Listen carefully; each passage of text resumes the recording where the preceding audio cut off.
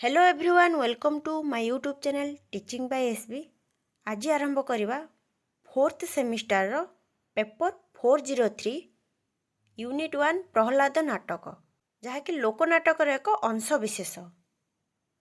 प्रथमे लोकनाटकर संज्ञा स्वरूप विषय लिखिब, तापर जाई जो नाटक विषय पचार से नाटक विषय लिखिब। सेकेंड सेमिस्टर रे तो पढ़ी सारी से सेकेंड सेमिस्टर रे जहाँ भी संज्ञा स्वरूप गुड़ाक थिला एठे मध्य किछिटा लिखिब, तापर जाई प्रहलाद नाटक विषय लिखिब बा जेकोसी नाटक पचार से विषय लिखिब। प्रहलाद नाटक कौन ना लोकनाटक परंपरा रे एक स्वतंत्र परिचय बहन करुथिबा प्रहलाद नाटकर रहिछि भिन्न एक पौराणिक आवेदन। पुराण वर्णित विष्णु भक्त प्रहलाद को भित्ति करी एही नाटकर परिकल्पना नृसिंह उपासनार धार्मिक परंपरा को प्रतिष्ठित करने लक्ष्य रे एही नाटकर प्रस्तुति और प्रचलन होइथिबा जणा जाए। धर्मर जय और अधर्मर क्षय हेउछि एही लोकनाटकर सांस्कृतिक दर्शन। नरसिंहर परिकल्पना एक प्रतीकी परिकल्पना, चिर अत्याचारित साधारण नर को सुरक्षा देवा सहित दुष्ट बा अत्याचारीर दमन लगी दिने मिलित शक्ति रूपरे नरसिंहरे परिणत हुए। प्रहलादर सिंहासन आरोहण गणशक्तिर विजयर प्रतीक। गण जीवन रे अवस्थित निपीड़न और निर्यातनार दुर्विसह जीवनबोध पृष्ठभूमि रे शासन और शोषण विरोध रे एक सांस्कृतिक प्रतिवादी चेतनार कलात्मक प्रतिरूप हेउछि प्रहलाद नाटक। अधिकांश लोकनाटकर एन्तुड़ीशाला पालटिथिबा गंजाम अंचल हेउछि एही प्रहलाद नाटकर उपस्थिति स्थल। अर्थात प्रहलाद नाटकटी केउ अंचल ना गंजाम अंचलर। एही प्रहलाद नाटकटी हेउछि गंजाम जिल्लार बा गंजाम अंचलर। गंजाम अंचलर ग्रामीण जनतांकर सर्वाधिक लोकप्रिय नाटक हेउछि एही प्रहलाद नाटक।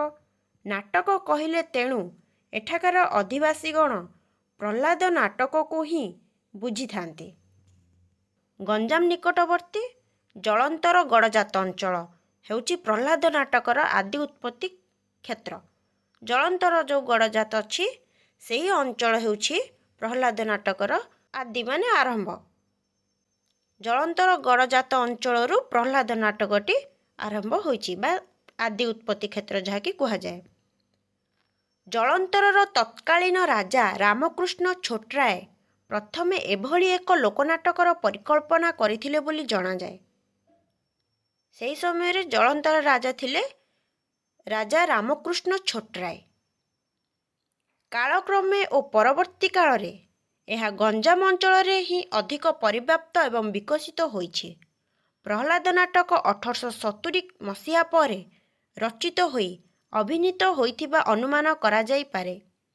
तेबे विभिन्न समस्या रे बुड़ी रही 1895 मसीहा बेलକୁ जलंतर राज्य नीलाम होईगला एवं प्रहलाद नाटकर अभिनय मध्य कमी आसिला। एहार अभिनय देखिथिबा एवं जलंतर राजदरबार सह संपृक्त थिबा इच्छापुर निवासी कंडरा संप्रदायर दुई भाई डंबुरु दास और गिरिवर दास जलंतररू प्रहलाद नाटक पोथी संग्रह करी अभिनय शिक्षा कले एवं सेमानंक बाट देई प्रहलाद नाटक कालक्रमे गंजाम भितरे प्रवेश कला। रामकृष्ण छोटरायଙ୍କ राजत्व काल रे आत्मप्रकाश करिथिबा प्रहलाद नाटकर भित्तिभूमि को अधिक सुदृढ़ करिथिले वीरवर सामंत, गौरहरि परिछा, श्यामसुंदर राजगुरु प्रभृति विशिष्ट लोकनाटकर पृष्ठपोषकगण। एही क्रम रे प्रहलाद नाटकर परंपरा को अधिक परिपुष्ट करथिले परवर्ती काल रे राजा रामचंद्र सूरदेव, राजा पद्मनाभ नारायण देव, राजा किशोरचंद्र हरिचंदन जगदेव प्रभृति राजपरिवारर सदस्य गण। तेबे रामकृष्ण छोटरायଙ୍କ प्रहलाद नाटक हेउछि मूल नाट्य रूप, जहाँ एही परंपरा पे अनन्य प्रेरणा रे होइछि परिणत। लोकनाटकर विशिष्ट गवेषक विश्वविहारी खाड़ंगा किंतु एही जुक्ति को खंडन करती। तांको मतरे पारलाखेमुंडी होउछि प्रहलाद नाटकर आदि उत्पत्ति स्थल। ପାରଳାଖେମୁଣ୍ଡି ହେଉ କି ଜଳନ୍ତରର ସ୍ଥାନୀୟ ସମସ୍ତ ବାଦାବିଦାର ଊର୍ଦ୍ଧ୍ୱରେ, କିନ୍ତୁ ଗଞ୍ଜାମ ଅଞ୍ଚଳ ହେଉଛି ଏହି ପ୍ରହ୍ଲାଦ ନାଟକର ପ୍ରାଣ କେନ୍ଦ୍ର। ଏହାକୁ କେହି ଅସ୍ୱୀକାର କରିପାରିବେ ନାହିଁ। ରାମକୃଷ୍ଣ ଛୋଟରାୟଙ୍କ ଦ୍ୱାରା ସ୍ୱୟଂ ରଚିତ ହୋଇଥାଉ କିମ୍ବା ଗୌରହରି ପରିଛାଙ୍କ ଦ୍ୱାରା ରଚିତ ହୋଇ ଏହା ରାଜାଙ୍କ ନାମରେ ଉତ୍ସର୍ଗୀକୃତ ହୋଇଥାଉ, ସେଥିରେ ପାର୍ଥକ୍ୟ ନାହିଁ କିଛି। ଏକଥା ସତ ଯେ ପ୍ରହ୍ଲାଦ ନାଟକର ପ୍ରଦର୍ଶନ ଏବଂ ପ୍ରଚଳନ କ୍ଷେତ୍ରରେ ତାଙ୍କର ପୃଷ୍ଠପୋଷକତାର ରହିଛି ଏକ ମହତ୍ତ୍ୱପୂର୍ଣ୍ଣ ଅବଦାନ। ପ୍ରହ୍ଲାଦ ନାଟକର ଆଖ୍ୟାନ ବସ୍ତୁ ମୂଳ ନୃସିଂହ ପୁରାଣ, ବିଷ୍ଣୁ ପୁରାଣ ଏବଂ ଭାଗବତ ଗ୍ରନ୍ଥର ଆଧାରରେ ହିଁ ପ୍ରସ୍ତୁତ ତଥା ପରିକଳ୍ପିତ ହୋଇଛି। ବୃତ୍ତର ନାଟକ ହୋଇଥିବା ସତ୍ତ୍ୱେ ଏହାର ସମ୍ଭ୍ରାନ୍ତ ଭାଷା ଓ ନାଟ୍ୟ ପରିପାଟୀ ଏହାକୁ ବିଦଗ୍ଧ ବୃତ୍ତର ନାଟକ ସ୍ତରକୁ ଉନ୍ନତି କରିବା ଦିଗରେ ସହାୟକ ହୋଇଛି। ସମ୍ଭବତଃ ଏଥିପାଇଁ ଗଞ୍ଜାମ ଅଞ୍ଚଳରେ ପ୍ରହ୍ଲାଦ ନାଟକକୁ ରାଜାନାଟ ଏବଂ ନାଟକ ଭାବରେ ହିଁ ଆଖ୍ୟାୟିତ କରାଯାଇଥାଏ। ପ୍ରାୟତଃ କ'ଣ ନା, ଯେଉଁ ପ୍ରହ୍ଲାଦ ନାଟକକୁ ଗଞ୍ଜାମ ଅଞ୍ଚଳରେ ରଜାନାଟ ଏବଂ ନାଟକ ଭାବରେ ହିଁ ଆଖ୍ୟାୟିତ କରାଯାଇଥାଏ। ଉଚ୍ଚାଙ୍ଗ ସଙ୍ଗୀତର ସଂଯୋଜନା, ସଂସ୍କୃତ ଶ୍ଲୋକ, ତତ୍ସମବହୁଳ ଭାଷା ଓ ସଂଳାପ ସହିତ ରାଗରାଗିଣୀ ତାଳ ଲୟ ସମ୍ବଳିତ ନୃତ୍ୟର ଅବତାରଣା ପ୍ରହ୍ଲାଦ ନାଟକକୁ ପ୍ରଦାନ କରିଥାଏ ଏକ ଶାସ୍ତ୍ରୀୟ ପରିପାଟୀ। ଏହି ଯେଉଁ ସଙ୍ଗୀତର ସଂଯୋଜନା, ସଂସ୍କୃତ ଶ୍ଲୋକ, ଭାଷା ସଂଳାପ, ରାଗରାଗିଣୀ ତାଳ ଲୟ, ଏହି ଯେଉଁ ନୃତ୍ୟ ପ୍ରଦର୍ଶନ ପ୍ରହ୍ଲାଦ ନାଟକ ପ୍ରଦାନ କରିଥାଏ ଏକ ଶାସ୍ତ୍ରୀୟ ପରିପାଟୀ। କର୍ଣ୍ଣାଟକୀ ରାଗର ସଙ୍ଗୀତ ପୁଣି ମୁଖାର ବ୍ୟବହାର ହେଉଛି ଏହାର ଅନ୍ୟତମ ମୌଳିକତା। ସୁସଜ୍ଜିତ ଅଭିଜାତ ମଞ୍ଚ ପରିକଳ୍ପନା ପ୍ରହ୍ଲାଦ ନାଟକକୁ ବସ୍ତୁତଃ ବିଦଗ୍ଧ ବୃତ୍ତର ନାଟକ ମାନ୍ୟତା ପ୍ରଦାନ ଦିଗରେ ବହନ କରିଥାଏ ଏକ ପ୍ରମୁଖ ଭୂମିକା। ଆଧୁନିକ ମହାକାବ୍ୟିକ ନାଟକ, ଯାହାକି ଏପିକ୍ ଡ୍ରାମା ଭାବରେ ମଧ୍ୟ ପ୍ରହ୍ଲାଦ ନାଟକକୁ ଗ୍ରହଣ କରାଯାଇପାରେ, କାରଣ ବର୍ଣ୍ଣନାତ୍ମକତା ହେଉଛି ଏପିକ୍ ନାଟକର ଏକ ଅନନ୍ୟ ବିଭବ, ଯାହା ପ୍ରହ୍ଲାଦ ନାଟକର ହେଉଛି ମୌଳିକ ବିଶେଷତ୍ୱ। ନାଟକର ଆରମ୍ଭରେ ପ୍ରଧାନ ଗାୟକ ଗୁରୁବନ୍ଦନା କରିବା ପରେ ଗଣେଶ ଏବଂ ଶାରଦାଙ୍କ ବନ୍ଦନା ଗୀତି ଗାନ କରନ୍ତି।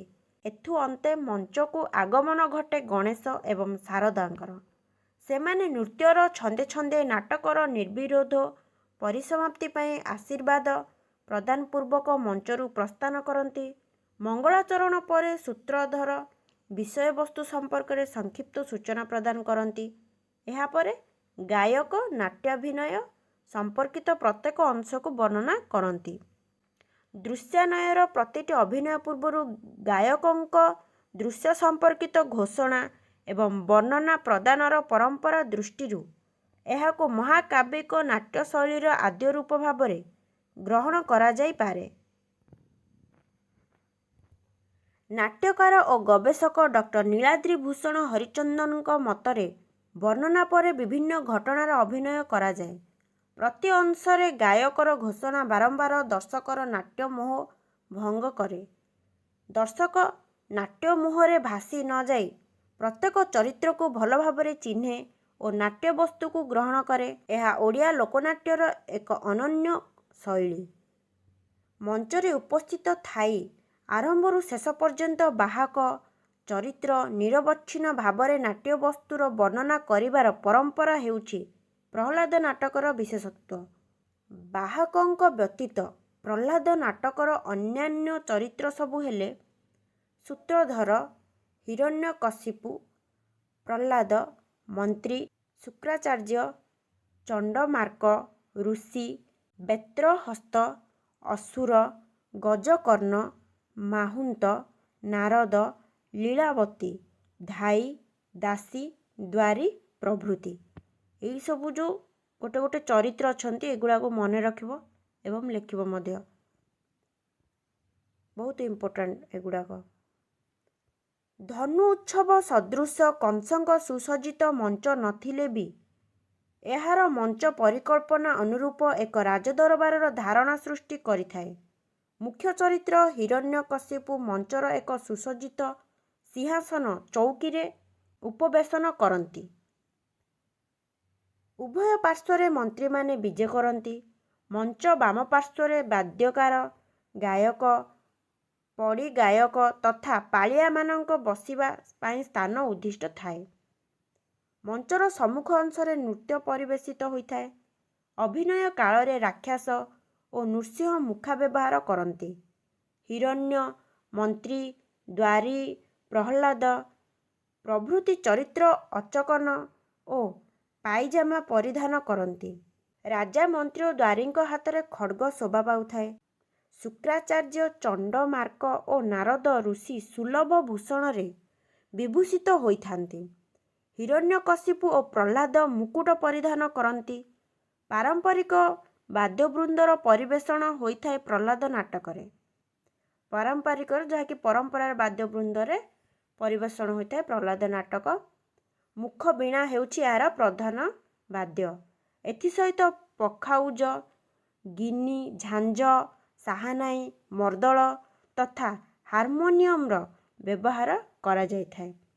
ଏହାର କଥାବସ୍ତୁରେ ସ୍ଥାନ ପାଇଥାଏ 42ଟି ସଂସ୍କୃତ ଶ୍ଲୋକ, 11ଟି ଓଡ଼ିଆ ଶ୍ଲୋକ ସହିତ ଭିନ୍ନ ଭିନ୍ନ ରାଗରାଗିଣୀ ସଂଯୁକ୍ତ 26ଟି ସଙ୍ଗୀତ।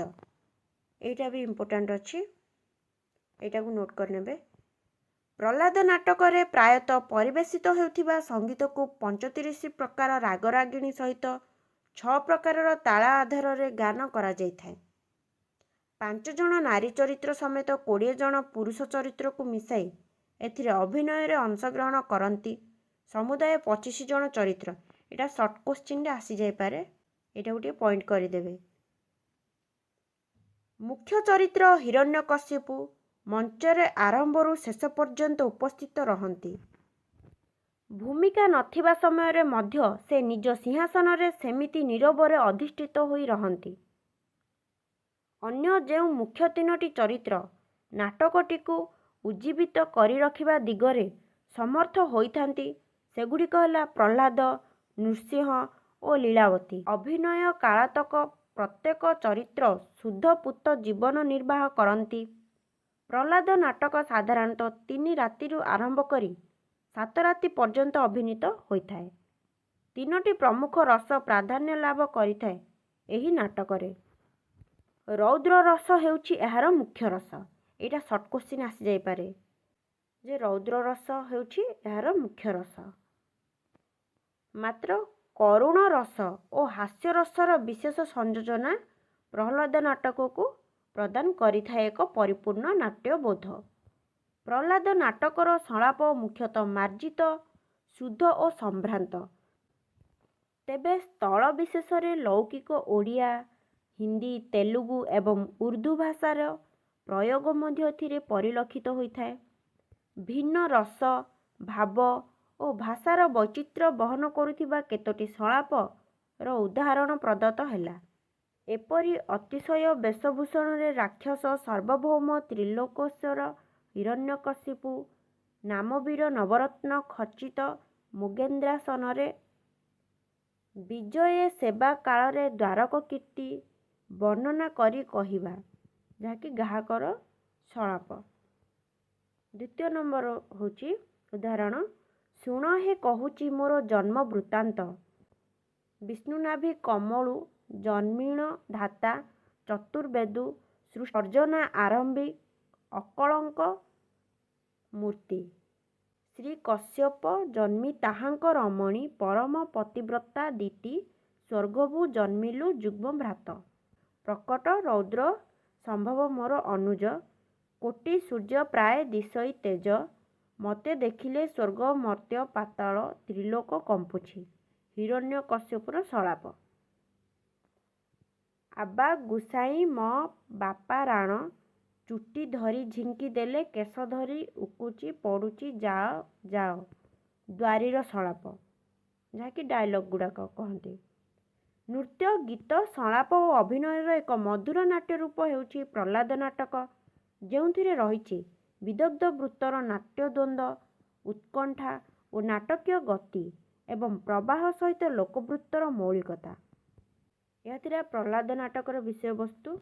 ନେକ୍ସଟ କ୍ଲାସରେ ଦେଖିବା ରାଧା ପ୍ରେମଲୀଳା।